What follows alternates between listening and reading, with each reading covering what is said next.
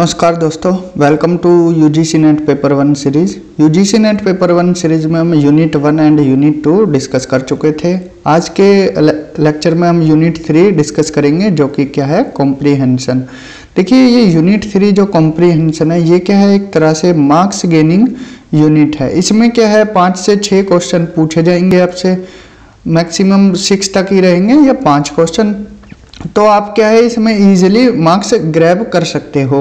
अगर UGC NET paper 1 में देखा जाए तो 3, 4, 5th, 6th, 7th और 8th ये 6 यूनिट ऐसी हैं जहां से आप मार्क्स गेन कर सकते हो अच्छे से। अगर यहाँ से 30 क्वेश्चन आते हैं तो आप कोशिश कीजिए यहाँ 20 से 25 क्वेश्चंस आपके बिल्कुल सही हों, क्योंकि फर्स्ट, सेकंड और 9, 10th इनको आप कितना भी पढ़ लीजिए, यहाँ से मार्क्स क्या है, क्वेश्चन इतने टफ आते हैं कि मार्क्स इजीली गेन नहीं कर सकते। लेकिन ये जो 6 यूनिट हैं, यहाँ से आप इजीली मार्क्स ग्रैब कर सकते हो। अगर यहाँ से भी अगर आपने 10 के आसपास 20 में से 10 भी सही कर दिए और यहाँ पर 25 कर दिए, तो आपके 35 क्वेश्चन सही हो जाएंगे, और जो कि एक अच्छा स्कोर है पेपर 1 में।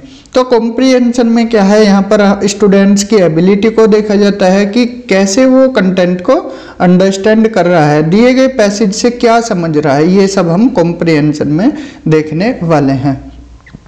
कॉम्प्रीहेंशन की बात की जाए तो ये क्या है, एक तरह की एक्सरसाइज है, ये प्रैक्टिस है। जितना आप प्रैक्टिस करोगे उतना ही आपका रीडिंग जो कैपेबिलिटी है वो अच्छी होती चली जाएगी। इसमें क्या टेस्ट करते हैं, स्टूडेंट्स की एबिलिटी को, कि उसने जो कंटेंट दिया हुआ है उसको कितना समझ पा रहा है और उसका मीनिंग क्या निकल कर आ रहा है, यह बता पा रहा है। तो बेसिकली क्या है, understand what you are reading, आप क्या पढ़ रहे हो और क्या समझ रहे हो। तो बेसिकली कॉम्प्रीहेंशन में यही चीज़ें देखी जाती हैं, और टेस्ट किया जाता है कि जो रीडर है उसकी वोकेबुलरी नॉलेज कैसी है और टेक्स्ट कॉम्प्रीहेंशन कैसा है। समझने के लिए रीडर को कुछ चीज़ों का ध्यान रखना चाहिए, जैसे उसकी वोकैब थोड़ा ठीक होनी चाहिए। और जो कॉम्प्रीहेंशन से क्या टेस्ट होता है, आपकी रीडिंग स्किल और एबिलिटी की, आप कितने जो पैसेज में आइडियाज़ दिए गए हैं उनको कैसे ग्रैब कर पा रहे हो, और कैसे सेंटेंस को, 2 सेंटेंस को लिंक कर पा रहे हो आपस में, और कंक्लूजन क्या निकल के आ रहा है पैसेज का और किस टॉपिक पर दिया गया है। अगर ये चीज़ें आप पकड़ पा रहे हो तो आप फुल मार्क्स गेन कर पाओगे। तो फिर लास्ट में क्या क्वेश्चंस दिए गए होते हैं और जिनका आपको आंसर देना होता है। तो बेस्ट मेथड, अगर आप किसी भी कॉम्प्रीहेंशन को देख रहे हो तो सबसे पहले आप उसके क्वेश्चंस को रीड कीजिए, देन इसके बाद मेन पैसेज पे आइए, पैराग्राफ पे, क्योंकि आप पहले पैराग्राफ पढ़ोगे फिर क्वेश्चंस पे आओगे, देन फिर से पैराग्राफ पढ़ोगे, तो आपका टाइम क्या है, लिमिटेड होता है पेपर में।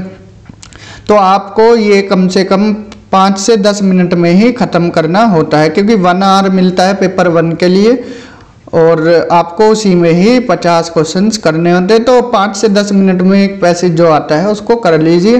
तो बेस्ट मेथड यही होता है, पहले आप क्वेश्चंस को अच्छे से रीड कीजिए, तो उससे ही आपको आइडिया मिल जाएगा कि ये टॉपिक किस पर डिपेंड होगा।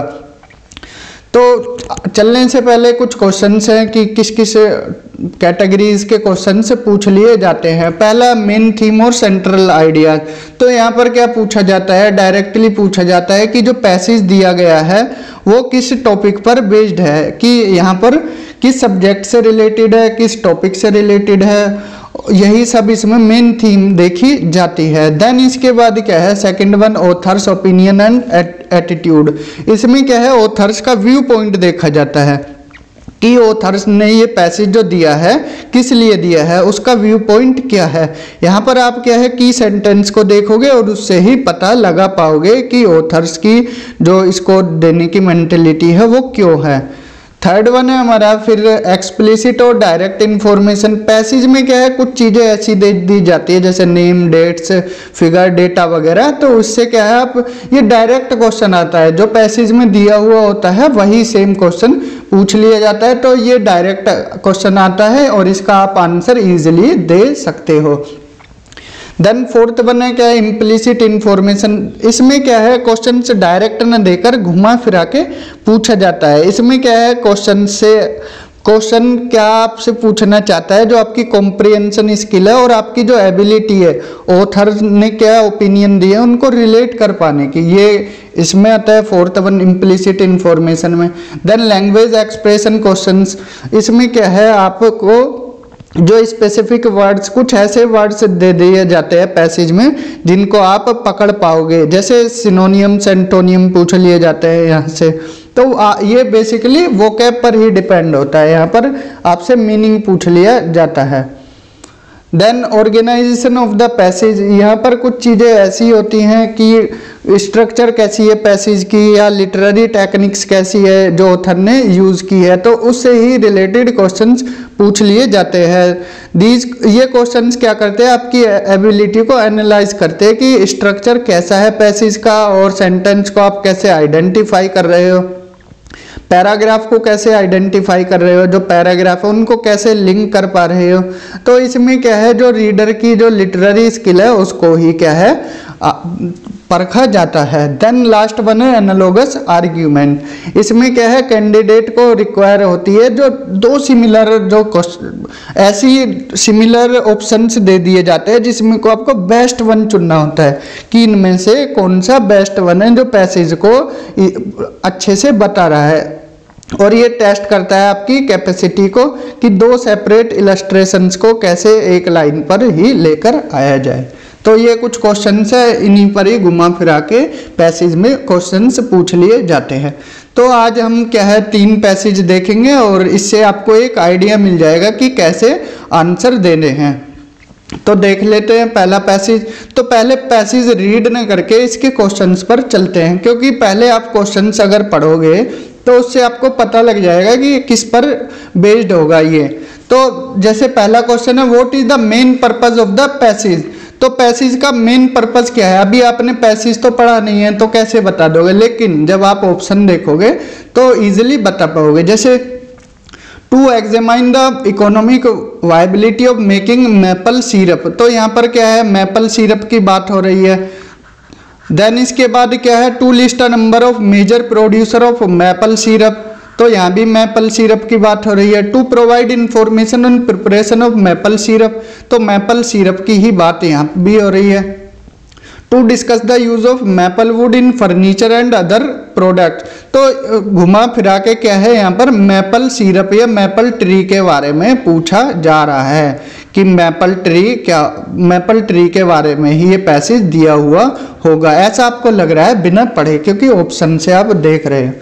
देन सेकंड वन है फिर for which of the following words does the author provide a definition, तो यहाँ भी sugar maple, art tank, additives and furniture, यहाँ भी देखो मैपल, शुगर मैपल की बात आ रही है। तो यहाँ पर घुमा फिरा के मैपल आ रहा है कि मैपल ये है क्या।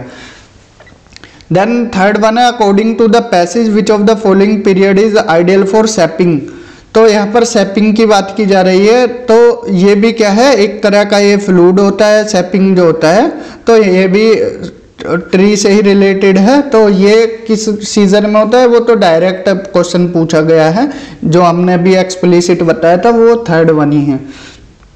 देन फोर्थ वन है all of the following is true about boiling, ये वन ऑफ द फॉलोइंग आएगा इसमें, one of the following boiling expect of the following, तो कौन सा इनमें से सही है। तो it enhance the colour, it improve the flavour, it increase the sugar content, it reduces the self life of the syrup, तो यहाँ भी मैपल सिरप निकल के आ रहा है। फिफ्थ वन है what can be inferred about the production of maple syrup, तो maple syrup की ही यहाँ बात आ रही है कि प्रोडक्शन से related. And to the phrase to be strand, यहाँ मीनिंग पूछ लिया है कि टू बी स्ट्रैंड का बेस्ट मीनिंग यहाँ पर क्या हो सकता है। तो इतना पढ़ने के बाद आपको पता लगा कि ये क्या है, जो पैसेज है वो maple tree, maple syrup, sugar maple, sap, इन चीज़ों से ही रिलेटेड है। तो एक बार पढ़ लेते हैं इसको और इसके क्वेश्चंस करने की कोशिश करते हैं।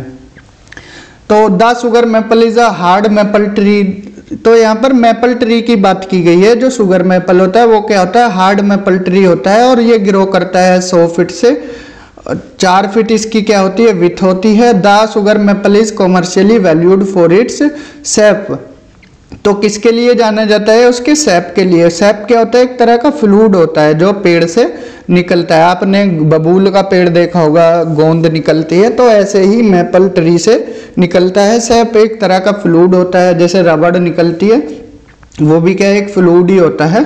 तो ये शुगर मैपल से निकलता है और किस में यूज होता है? Which is used in making maple syrup बनाने में। तो two north eastern state Vermont and New York, America के जो दो शहर हैं वर्माउंट और न्यूयॉर्क, यहाँ पर क्या है मेजर प्रोड्यूसर है। और कनाडा की बात की जाए तो क्यूबेक्स में एनुअल सिरप प्रोडक्शन कितना होता है? 2.5 मिलियन गैलन से ज़्यादा होता है। गैलन क्या है? मापने की एक यूनिट है लिक्विड को। To make pure maple syrup holes are made in the trunk of the tree at the end of winter और अर्ली स्प्रिंग पीरियड। अगर ये पेड़ है तो पेड़ में क्या है होल बना दिए जाते हैं, और होल में ही क्या है जो ये यहाँ पर सैप निकल के आएगा, तो यहाँ पर क्या है फिर द वाटर लाइक सैप सीप्स, वो बहता है थ्रू द होल्स, होल्स के माध्यम से ऐसे बहता है, and runs through a plastic spout that is put into the hole. यहाँ पर क्या है एक प्लास्टिक का वो लगा देते हैं, इससे क्या है जो सैप है निकल के आता है। फिर then afterward the collected sap is transferred into tubes, उसको क्या है ट्यूब में डाल देते हैं, that are hooked up to a tank kept in the sugar house. और जो ये टैंक जुड़ा हुआ होता है, हुक्ड अप का मतलब होता है जुड़ा हुआ होना, तो जुड़ा हुआ होता है उसमें कलेक्ट कर लेते हैं। Then the sap goes through the boiling process, फिर उसको उबाला जाता है। बॉइलिंग से क्या होता है उसका कलर क्या है इनहेंस करता है, and adds colour to the sap, और कलर भी चेंज हो जाता है। जब शुगर का कंटेंट क्या होता है 60 से 65% बच जाता है, तो सैप क्या हो जाता है रेडी टू बी स्ट्रेंड, फिर उसको छान लिया जाता है। टू बी स्ट्रेंड का मतलब होता है फिल्टर करना या छानना। एंड मार्केटेड, फिर उसको मार्केट में भेज दिया जाता है। However maple syrup found in supermarkets is usually not pure and has other additives. तो मार्केट में जो मैपल सिरप देखने को मिलता है वो मोस्टली प्योर नहीं होता है, उसमें कुछ ना कुछ मिला हुआ होता है। अगर आपको पता करना है कि ये मतलब प्योर है, तो उसका कलर जो होता है the colour of pure maple range from golden honey से लाइट ब्राउन कलर होता है उसका। Between 35 to 50 gallon of sap is needed to produce 1 gallon of maple syrup. 35 से 50 गैलन जो सैप जो फ्लूइड होता है उससे एक maple syrup 1 gallon maple syrup बनता है। It is also popular for the strength and finish of its would, और जो उसकी वुड होती है वो भी काम में आती है। The sugar maple tree has been put to use in furniture में काम आती है, interior wood work, flooring, crates, इन सब में इसका यूज होता है। तो ओवरऑल ये किससे रिलेटेड था? ओवरऑल ये जो पैसेज है कॉम्प्रिहेंशन है ये है शुगर मैपल ट्री से। तो इसके क्वेश्चंस देख लेते हैं। पहला क्वेश्चन है what is the main purpose of the passage. तो इसका मेन पर्पस क्या है? To examine the economic viability of making maple syrup. तो इसमें क्या है मैपल सिरप की जो इकोनॉमिक वायबिलिटी है उसको एग्जामाइन कर रहा है, या फिर to list a number of major producer of maple syrup. तो इसमें क्या लिस्ट बनाई गई है जो मेजर प्रोड्यूसर है मैपल सिरप के उसकी। Third one to provide information on preparation of maple syrup, क्या ये इंफॉर्मेशन दे रहा है मैपल सिरप की प्रिपरेशन कैसे होती है। And fourth one two discuss the use of maple wood in furniture and other products. देखिए चारों ही जो ऑप्शन है वो क्या है पैसेज में दिए हुए हैं, लेकिन आपको यहाँ मेन पर्पस बताना है पैसेज का।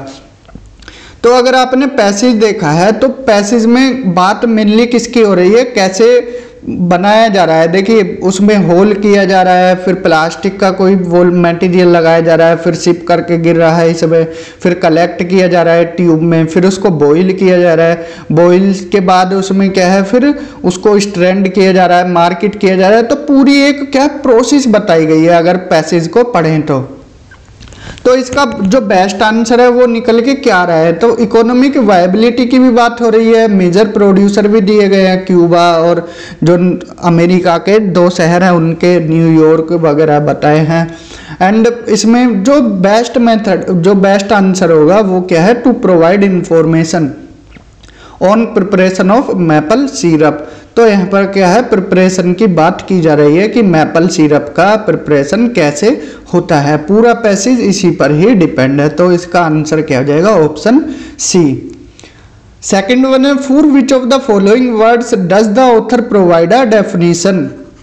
तो अगर इस पूरे पैसेज में किसकी बात की गई है, शुगर मैपल, टैंक, एडिटिव्स या फिर फर्नीचर, तो सीधे सिंपल शब्दों में शुगर मैपल की ही बात की जा रही है पूरे ही पैसेज में। तो करेक्ट आंसर हो जाएगा option A. Then third question है हमारा, अकॉर्डिंग टू द पैसेज के अनुसार which of the following periods is ideal for shaping. Shaping के लिए कौन सा टाइम पीरियड बेस्ट होता है पैसेज के अकॉर्डिंग, आपके अकॉर्डिंग नहीं कि अपनी जीएस वाली नॉलेज लगाने लगो या अपने अकॉर्डिंग बताने लगो। तो पैसेज में सीधा लिखा हुआ है, जो हमारी 5th लाइन है उसमें लिखा है, to make pure maple syrup holes are made in the trunk of the tree at the end of winter और इन द अर्ली स्प्रिंग। तो क्या है, जो अभी मौसम चल रहा है, जैसे हमारे यहाँ फरवरी का जो महीना होता है वहाँ पर विंटर का एंड होने लगता है और स्प्रिंग आने लगती है। तो सेम वही मौसम मैपल सिरप के जो निकलता है सैप उसके लिए बेस्ट होता है। तो इसमें क्या है, ऑप्शन दिए गए हैं, एंड ऑफ विंटर और in early spring, beginning of winter और इन अर्ली स्प्रिंग। बिगिनिंग की तो बात ही नहीं की गई है, एंड ऑफ विंटर और लेट स्प्रिंग। अगर यहाँ पर विंटर का एंड हो रहा है और स्प्रिंग का एंड हो रहा है, ये भी गलत है। थ्रू आउट द ईयर, पूरे साल नहीं। तो पैसेज में बोला गया है जो विंटर का एंड होता है और अर्ली स्प्रिंग होता है वो टाइम पीरियड बेस्ट होता है सैपिंग के लिए, एंड ऑफ विंटर और in early spring. Fourth one है, which of the following is true about boiling except which of the following. तो बॉइलिंग से क्या होता है, हमने देखिए यहाँ पढ़ा था कि बॉइलिंग से क्या होता है, यहाँ the sap goes through the boiling enhance flavour and adds colour to the sap. देखिए कलर की भी बात हो रही है, फ्लेवर को इनहांस कर रहा है, और शुगर कंटेंट की भी बात हो रही है कि शुगर कंटेंट क्या होता है। Once the sugar content of the sap is about 65 से 66%, the sap is ready to be strength, फिर उसको छाना जाता है। तो यहाँ पर 3 चीज़ों की बात हो रही है। तो इसमें क्या है, दिया हुआ है एक्सेप्ट पूछा है कि इसको छोड़कर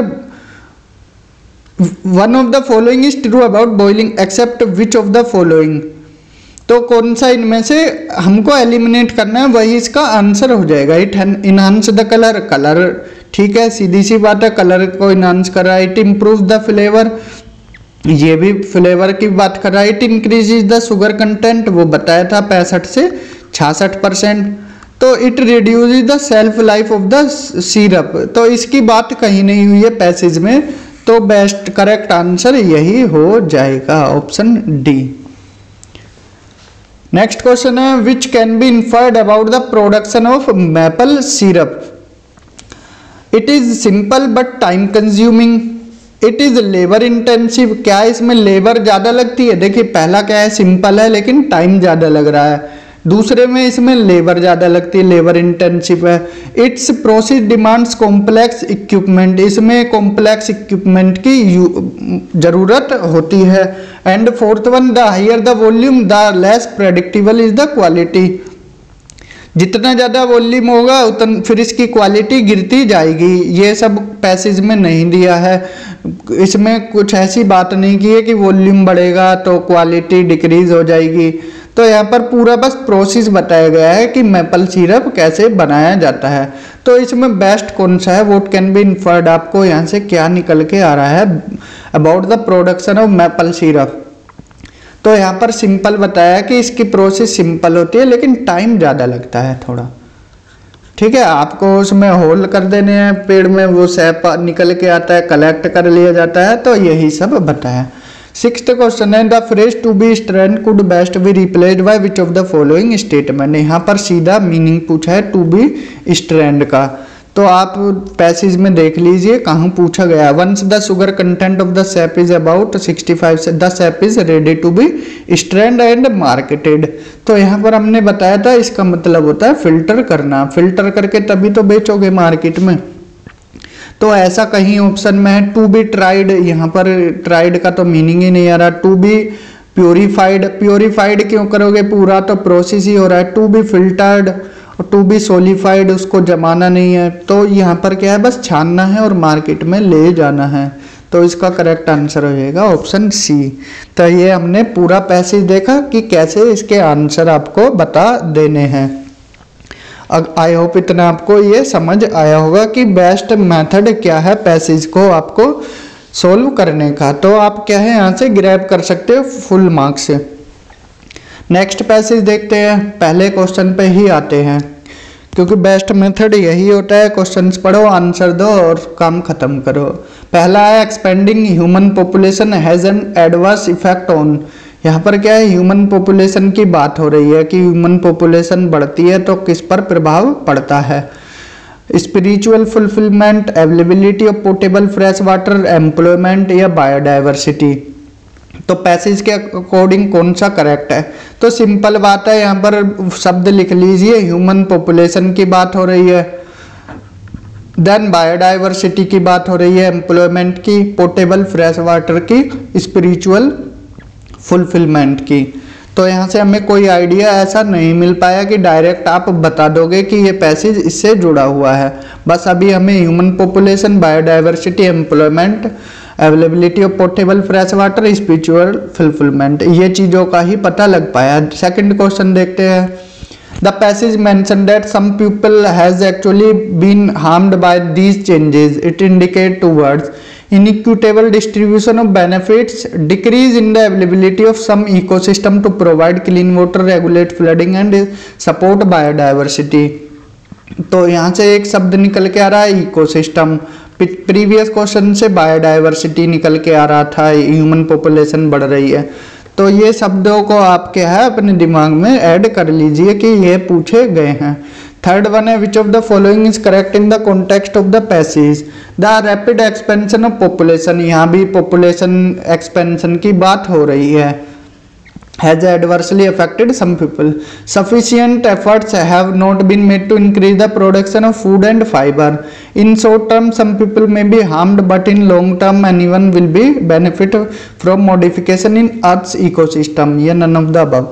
तो यहाँ से भी हमें क्या है, रैपिड पॉपुलेशन की बात आ रही है और कुछ पीपल हार्म्ड हो रहे हैं, इसकी बात आ रही है बस।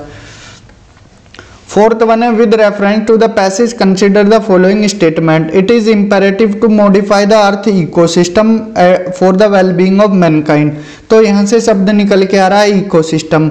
अब तक हमें क्या बायोडाइवर्सिटी, एनवायरमेंट, इकोसिस्टम ऐसे शब्द देखने को मिल रहे हैं। Technology can never replace all the goods and services provide by ecosystem.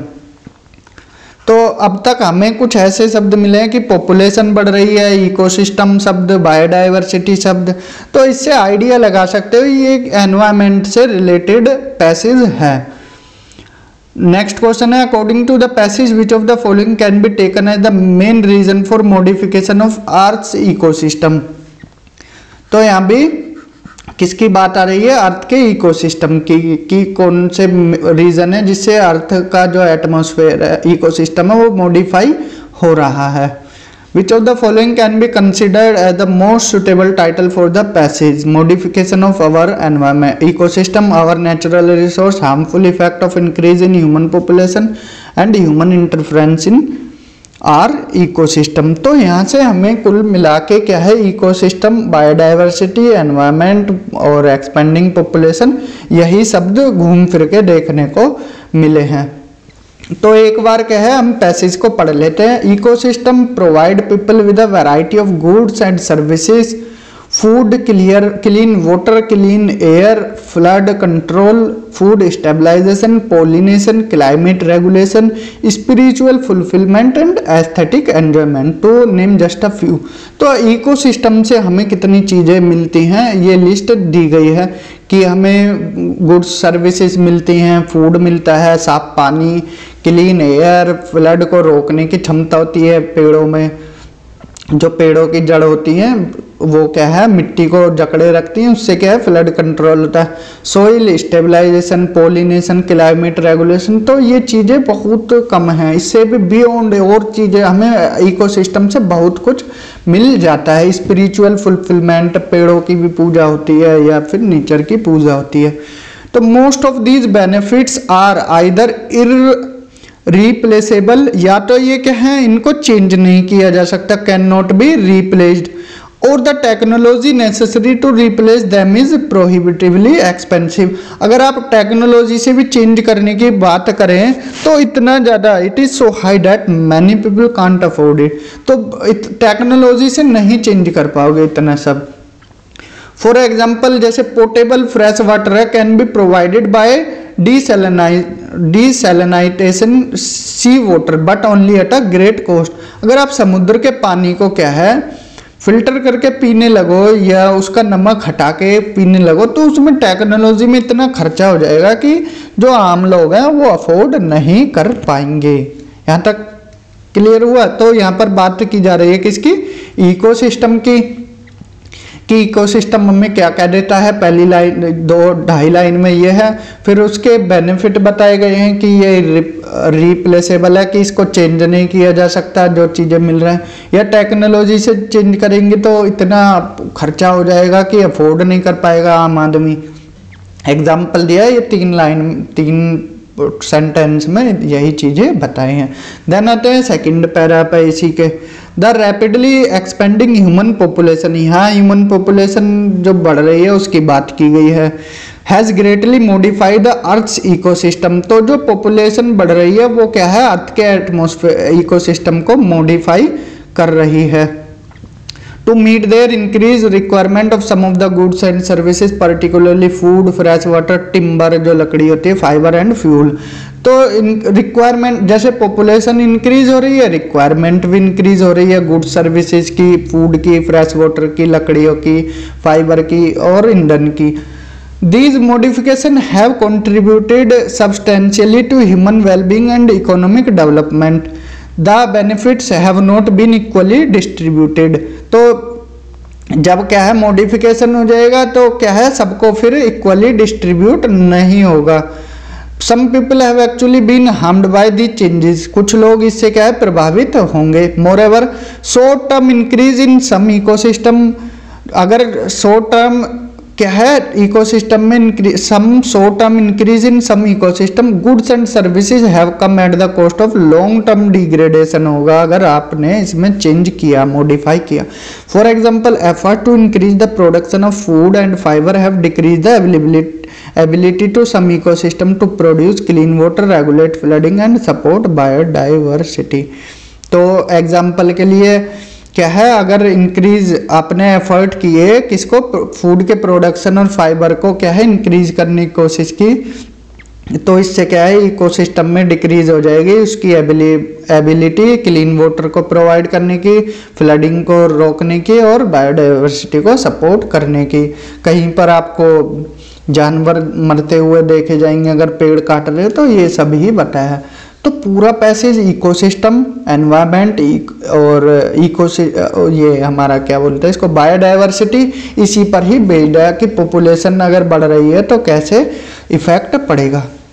तो क्वेश्चन हमने पढ़े ही थे, expanding human population has an adverse effect on, तो किस पे इफेक्ट होगा, स्पिरिचुअल फुलफिलमेंट पे इफेक्ट। ऐसा देखिए लास्ट में जो लाइन है यहाँ पर, तो किस पर इफेक्ट हो रहा है, effort to increase the production of food and fibre, यहाँ पर क्लीन वाटर पे इफेक्ट हो रहा है, फ्लडिंग पर और बायोडाइवर्सिटी पर, ये तीनों पर प्रभावित होगा। तो देख पैसेज के अकॉर्डिंग, तो यहाँ पर क्या बायोडाइवर्सिटी है, बिल्कुल है,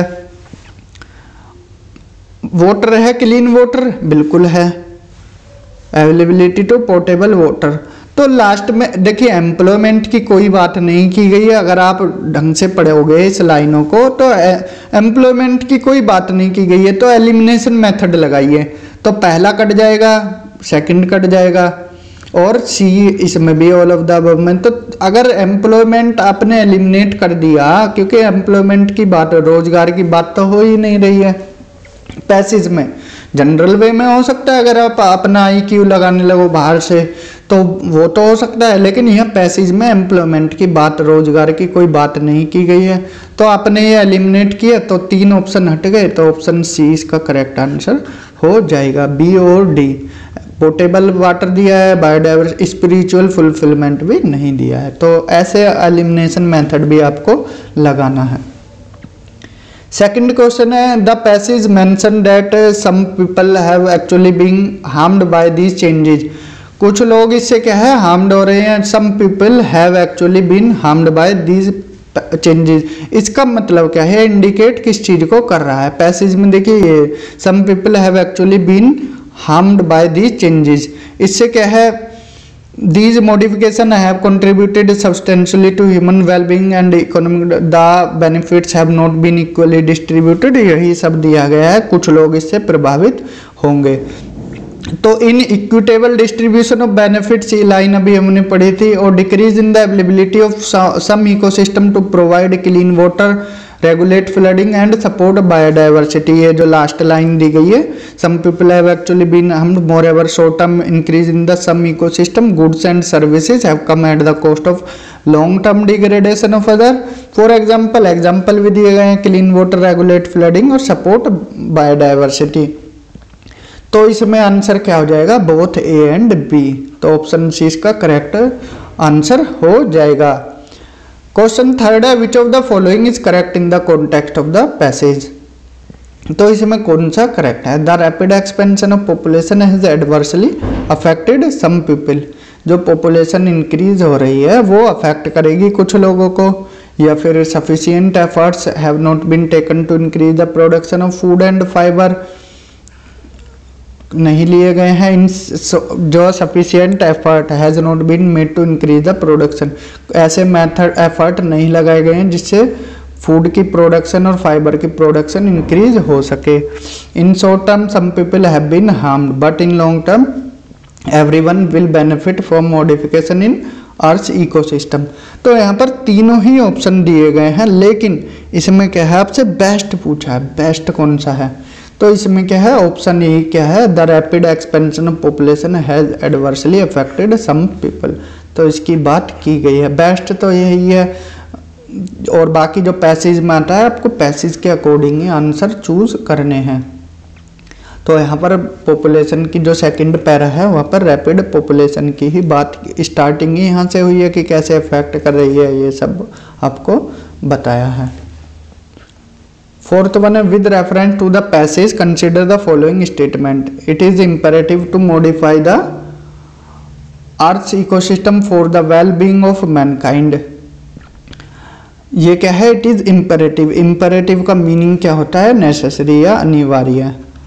तो ये क्या है, अनिवार्य to modify the earth ecosystem for the wellbeing of mankind. तो ऐसा नहीं दिया गया है कि क्या है, जरूरी है कि अर्थ का इकोसिस्टम को मॉडिफाई करो ह्यूमन के वेलबींग के लिए। तो यह अनिवार्य नहीं है, पैसेज में ऐसा कहीं नहीं बोला गया है। तो ऑप्शन ए तो कट जाएगा। अब बचते हैं हमारे पास दो, ओनली बी और D, neither A and B. तो technology can never replace all the goods and services provide by ecosystem. तो टेक्नोलॉजी क्या है, सभी चीज़ों को कभी नहीं रिप्लेस कर सकती जो भी गुड्स और सर्विसेज इकोसिस्टम ने प्रोवाइड किए हैं। ये बिल्कुल सही बात है, दिया हुआ है पैसेज में कि टेक्नोलॉजी क्या है, नहीं कर सकती, क्योंकि खर्चा भी फिर बहुत ज़्यादा होगा और पूरे जो इकोसिस्टम है उसको चेंज नहीं किया जा सकता। तो इसका करेक्ट आंसर हो जाएगा ऑप्शन बी। नेक्स्ट क्वेश्चन है, according to the passage which of the following can be taken as the main reason for modification of earth ecosystem. तो इसमें मेन रीजन पूछा है अर्थ के इकोसिस्टम को मॉडिफाई का। टेक्नोलॉजी है, इंक्रीजिंग पॉपुलेशन है, लेक ऑफ इंटीग्रेटेड अप्रोच है, या फिर ऑल ऑफ द अबव है। तो यहाँ पर क्या है, देखिए जो अर्थ के इकोसिस्टम को मॉडिफाई की बात की गई है, तो इंटीग्रेटेड अप्रोच की बात नहीं की गई है पैसेज में। देखिए हो सकता है जनरल वे में तो हो सकता है कि अब तक ऐसी कोई अप्रोच नहीं ली गई है जिससे इकोसिस्टम जो मॉडिफाई हो रहा है वो। तो मेन रीजन पूछा है, which of the following can be taken as the main reason for modification of earth ecosystem. Earth का इकोसिस्टम क्यों मॉडिफाई हो रहा है, तो जनरल वे में तो हो सकता है lake of an integrated approach. तो अगर थर्ड कट गया तो फोर्थ तो ऑटोमेटिकली ही एलिमिनेट हो जाएगा। तो यहाँ पर क्या है, जो पूरे पैसेज में बात की गई है मॉडिफिकेशन की, वो पॉपुलेशन से ही की गई है कि पॉपुलेशन इंक्रीज हो रही है, उससे क्या है, अर्थ इकोसिस्टम मॉडिफाई हो रहा है। देन लास्ट क्वेश्चन है, which of the following can be considered as the most suitable title for the passage. तो यहाँ पर क्या है, मोस्ट सुटेबल कौन सा टाइटल है पैसेज के लिए, वो बताना है। Modification of our ecosystem or natural resource, harmful effect of increase in human population या human interference in our ecosystem. देखिए यहाँ पर नेचुरल रिसोर्स बताए गए हैं, बिल्कुल बताए गए हैं। हार्मफुल इफेक्ट बताया गया है पॉपुलेशन इंक्रीज का, बिल्कुल बताया गया है। ह्यूमन का इंटरफेरेंस हो रहा है इकोसिस्टम में, बताया गया है। तो यहाँ पर चारों चीज़ें बताई गई हैं, लेकिन आपको क्या है, मोस्ट सुटेबल टाइटल ढूंढना है। तो यहाँ पर क्या है, इकोसिस्टम की बात हो रही है। तो अगर देखा जाए तो पैसेज 2 क्या है, ह्यूमन की पॉपुलेशन इंक्रीज हो रही है उससे है, लेकिन पूरा पैसेज देखा जाए तो यहाँ पर मॉडिफिकेशन की ही बात हो रही है, कैसे हमारा इकोसिस्टम मॉडिफाई हो रहा है। तो इसका बेस्ट सुटेबल टाइटल क्या होगा, ऑप्शन ए हो जाएगा कि ऑप्शन की इकोसिस्टम हमारा कैसे मॉडिफाई हो रहा है। देन कॉम्प्रिहेंशन 3 देखते हैं। पहले वही अप्रोच हमको अपनानी है कि पहले क्वेश्चन पढ़ने हैं, बाद में हमें पैसेज रीड करना है। तो यहाँ पर क्या है, according to the passage which of the following are the consequences of decline in forest cover. क्या कॉन्सिक्वेंसेज हैं फॉरेस्ट कवर के डिक्लाइन होने के। तो यहाँ पर क्या है, बात हो रही है किसकी, फॉरेस्ट कवर की। तो ये जो कीवर्ड्स होते हैं इनसे ही पूरा हमको क्या है, क्रक्स मिल जाता है कि पैसेज किस पर डिपेंड होगा। तो loss of top soil, loss of smaller river, adverse effect on agricultural production, declining of ground water. तो ये तो पैसेज पढ़ के ही बताएंगे। तो हमें अभी बेसिकली क्वेश्चन पढ़ के आइडिया मिला है, फॉरेस्ट कवर से रिलेटेड है। Which of the following is are correct inference या inferences that can be made from the passage. तो यहाँ भी डिफोरेस्टेशन की बात हो रही है। Deforestation can cause changes in the course of river. Salinization of land takes place due to human activities only. तो यहाँ पर क्या है, डिफोरेस्टेशन की, फॉरेस्ट कवर, डिफोरेस्टेशन, ऐसे वर्ड देखने को मिल रहे हैं, डिफोरेस्टेशन और डेजर्टिफिकेशन। तो ये शब्द क्या हैं, इनसे पता लग जाता है कि पैसेज किससे रिलेटेड है हमारा। नेक्स्ट है फिर with reference to desertification as described in the passage. तो इसका क्या निकल के आ रहा है मीनिंग, जो अजम्पशंस दिए गए हैं पैसेज में वो देखने हैं। देन फोर्थ बना है इसमें biological loss of productivity of soil. Fifth one में desertification of soil.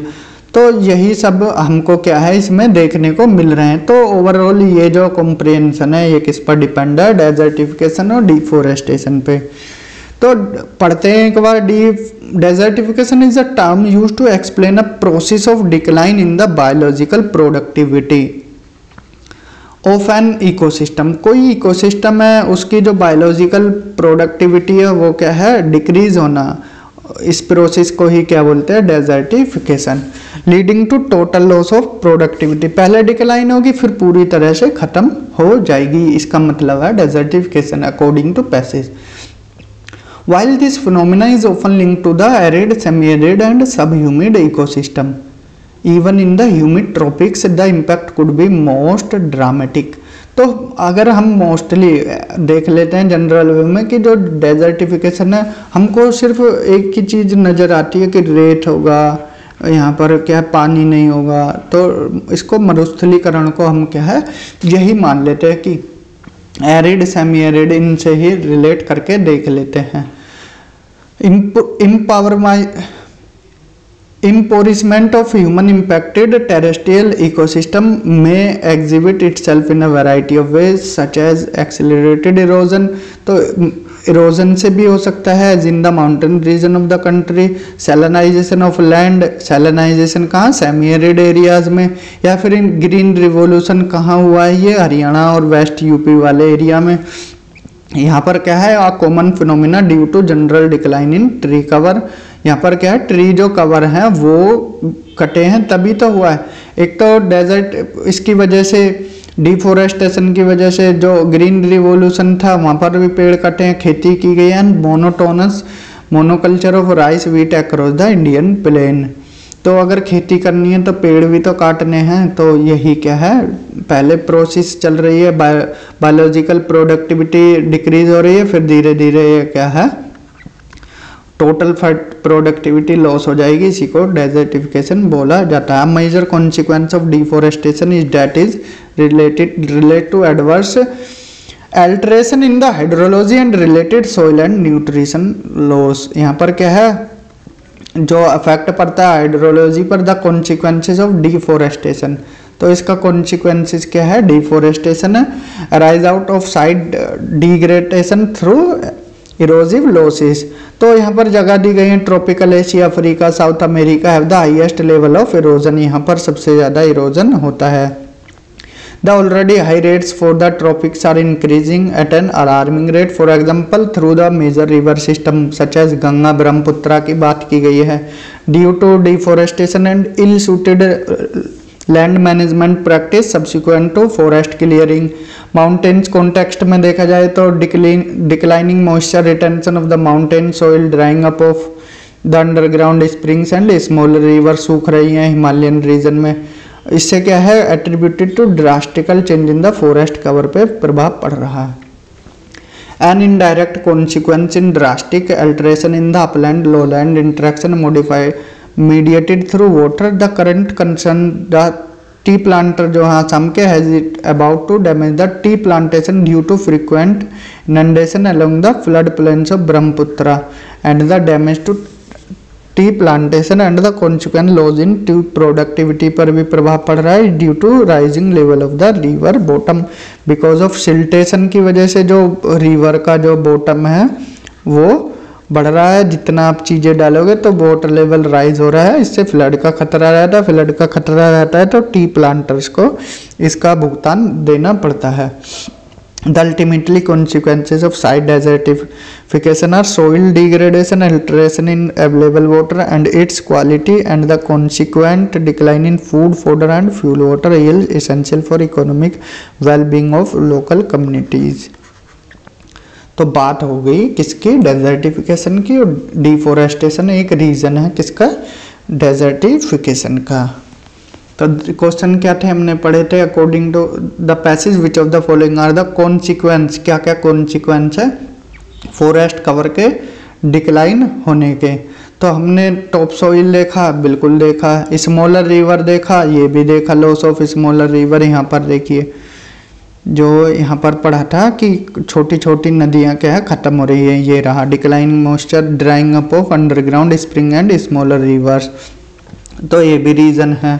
Adverse effect on agricultural production, बिल्कुल ये भी अभी देखा है पीछे कि एग्रीकल्चरल प्रोडक्शन पर इफेक्ट पड़ा है और ग्राउंड वाटर भी डिक्लाइन हो रहा है। तो चारों ही पैसेज में हमें देखने को मिले हैं फॉरेस्ट कवर के कॉन्सिक्वेंसेस। तो इसका ऑप्शन हो जाएगा option D. Then second, which of the following are correct inference या inferences that can be made from the passage? Number 1 deforestation can cause change in the course of river. Deforestation क्या है, river के course को change कर रहा है, ऐसा क्या है बोला गया है कहीं इसमें। तो देखते हैं, तो ये बोला गया है इसमें, तो चेंज हुआ है smaller river can be drastic change in the forest cover and indirect consequences. तो यहाँ पर बोला गया है कि ये क्या है, चेंज कर रहा है। सेकंड ऑप्शन है कि इसका salinization of land takes place due to human activities only. यहाँ पर ऐसी कोई बात नहीं की गई है कि सिर्फ ह्यूमन एक्टिविटीज की वजह से ही लैंड का सैलिनाइजेशन होता है।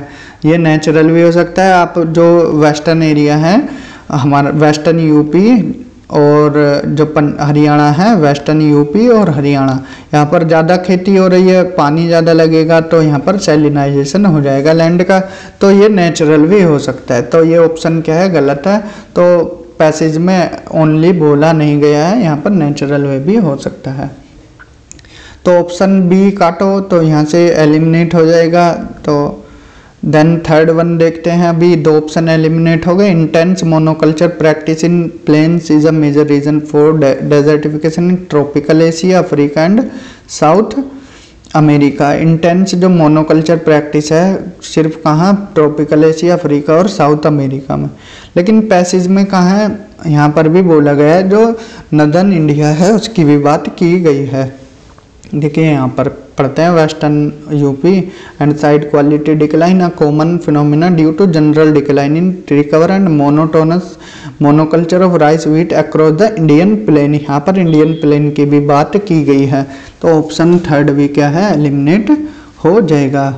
तो इसका करेक्ट आंसर क्या हो जाएगा, ऑप्शन ओनली 1 की deforestation can cause changes in the course of river. Deforestation की वजह से रिवर का कोर्स चेंज हो जाता है। क्लियर। थर्ड क्वेश्चन है, विद रेफरेंस टू डेजर्टिफिकेशन। यहाँ डेजर्टिफिकेशन की बात हो रही है। Described in the passage the following assumption has been made.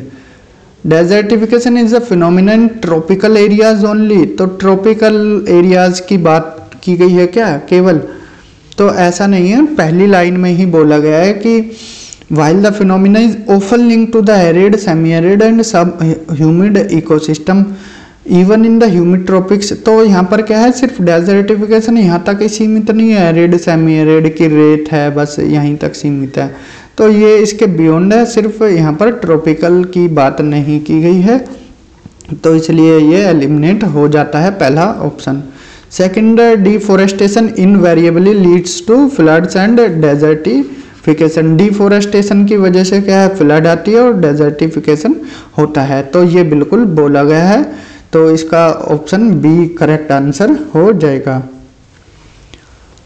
Then fourth one है, which of the following depicts the passage about after going through the paragraph. तो paragraph पढ़ने के बाद आपको क्या मिला, decline in the biological loss of productivity, बिल्कुल बात की गई है पैसेज में। Total loss of productivity of soil, हम लास्ट में जाके बिल्कुल टोटल की बात की गई थी, तो इसमें क्या है, दोनों ऑप्शन करेक्ट हो जाएंगे। Which of the following sum of the side desertification of the soil, इसमें किसकी बात की गई है, sum up desertification of the soil, तो soil degradation, alteration in the available water, consequent decline in food and fodder, तो इन सब की बातें की गई हैं, तो इसका करेक्ट आंसर हो जाएगा क्या, ऑल ऑफ द अबव। तो 3 पैसेज हमने यहाँ पर डिस्कस किए हैं, तो कंक्लूजन निकल के आता है। बेस्ट मेथड क्या है, पहले रीड कीजिए क्वेश्चंस को, देन क्या है उनको समझिए क्या दिया गया है, देन पैसेज पे आइए, पैराग्राफ पर। पैसेज पढ़ने के बाद क्या है, आप इजीली उनके आंसर को पकड़ पाओगे, तो ये बेस्ट मेथड होता है। तो यहाँ यूनिट 3 से आप क्या है अच्छे मार्क्स ग्रैब कर पाओगे, फुल मार्क्स ही यहाँ से आप ग्रैब कर लोगे। तो अच्छे से प्रैक्टिस कीजिए, 2-4 पैराग्राफ पढ़िए, ज़्यादा डीप पढ़ने की ज़रूरत नहीं है कि लाइन टू लाइन पढ़ने लगे और इसी में टाइम स्पेंड कर रहे हैं। तो ये 6 यूनिट ऐसी हैं जहाँ से आप इजीली मार्क्स ग्रैब कर पाओगे। अब टाइम है आपका स्मार्ट वर्क करने का, जितना स्मार्ट वर्क करोगे आप उतने अच्छे मार्क्स ला पाओगे। तो आज के लेक्चर में इतना ही, मिलते हैं अगले लेक्चर में कम्युनिकेशन के साथ। तो एक लेक्चर में हम क्या है कम्युनिकेशन कवर करा देंगे, तो आपकी जो रिवीजन है ये पूरा करा दिया जाएगा एग्जाम से पहले। तो आज के लेक्चर में इतना ही, मिलते हैं अगले लेक्चर में। Till then bye, have a good day.